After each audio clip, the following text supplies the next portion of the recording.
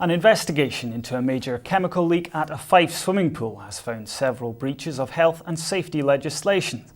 The incident in St Andrews last August left 5 children and 14 adults suffering breathing problems and requiring medical treatment.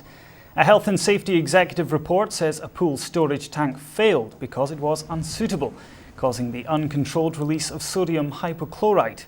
Evidence that the tank had been leaking for some time was missed. Police are trying to identify a man who was found badly injured in a Dundee street. The man, thought to be aged between 50 and 60, was discovered last night in the city's Charleston Drive. He'd been seen falling over several times before being taken to Ninewells Hospital, where he's said to be in a critical condition. His injuries are described as life-threatening, but officers believe they're not suspicious. Youths who went on the rampage in one of Dundee's Allotment gardens have been condemned.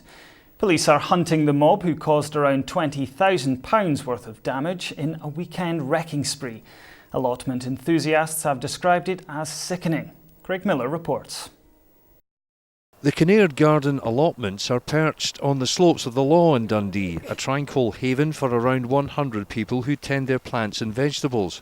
Not so early on Sunday morning when a group of teenagers broke in and began to smash everything in sight. One shed was set on fire and destroyed.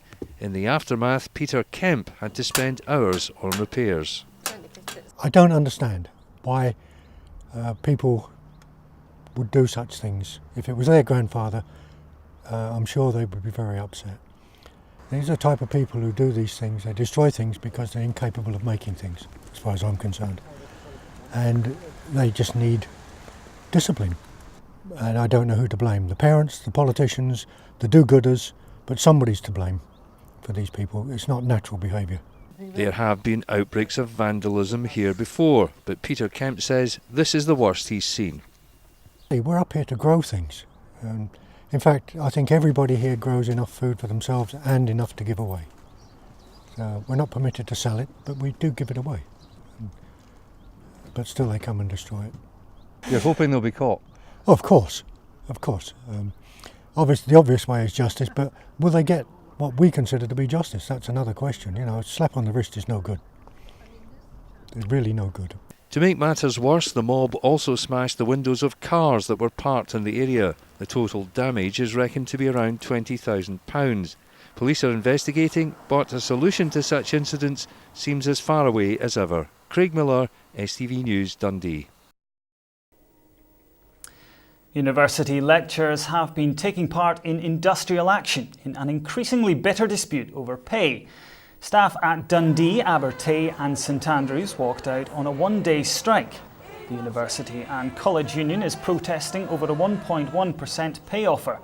The union claims the offer does nothing to address a 14.5% real terms pay decrease since 2009.